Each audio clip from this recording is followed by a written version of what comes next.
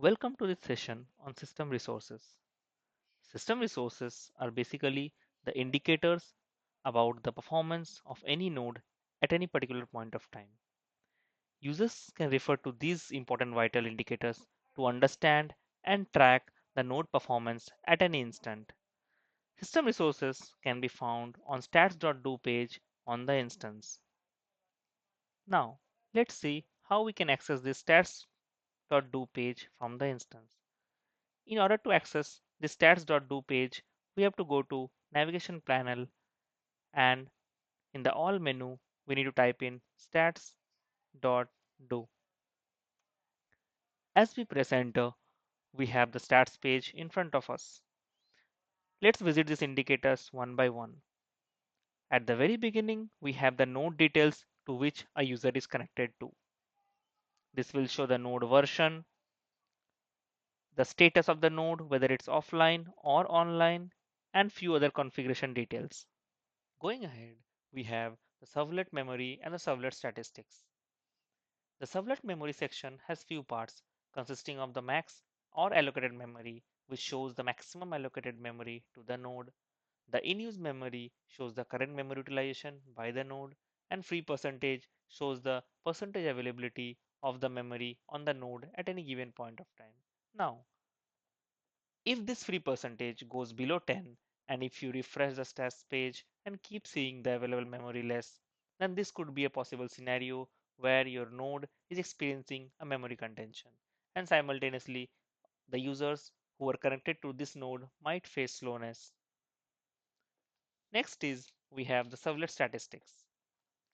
This has few details like the started time, which shows the time when the node was last restarted, the cache flushes on the node, the errors, and the logged in sessions.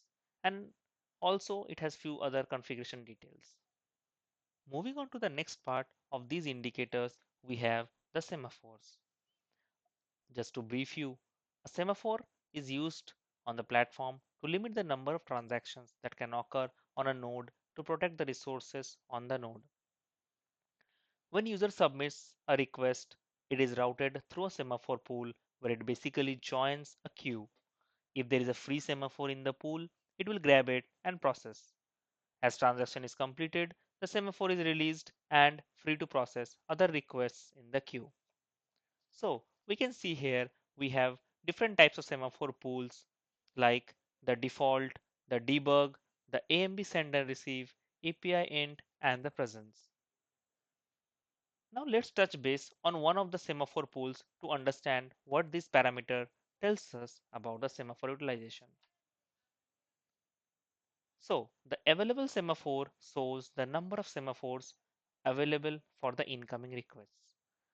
The queue depth shows the number of requests waiting in the queue to acquire the semaphore. And the queue depth limit shows the maximum queue limit till which it will accept the request.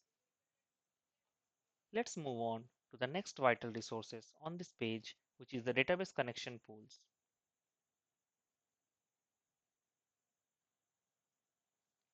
Database connection pools are the pool of connections made by the application node to the database. Normally, there is a throttling mechanism which provides 32 database connections for each node concurrently.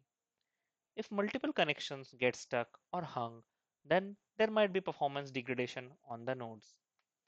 Going forward, we have the scheduler workers which are responsible for running the jobs on the instance. These worker threads indicate the jobs that are running and age of the corresponding jobs. These worker threads can be used to check if there are any long running jobs on the particular node and track any job running status. So, with this, we come to an end of the system resources session using the stats.do page on the instance. We can use this page to review the vital system resources that indicate if the performance on any node is normal or not, and also help us to review the node health at any given point of time. We will be able to view this stats.do page on the node that we are connected to. Thank you for watching.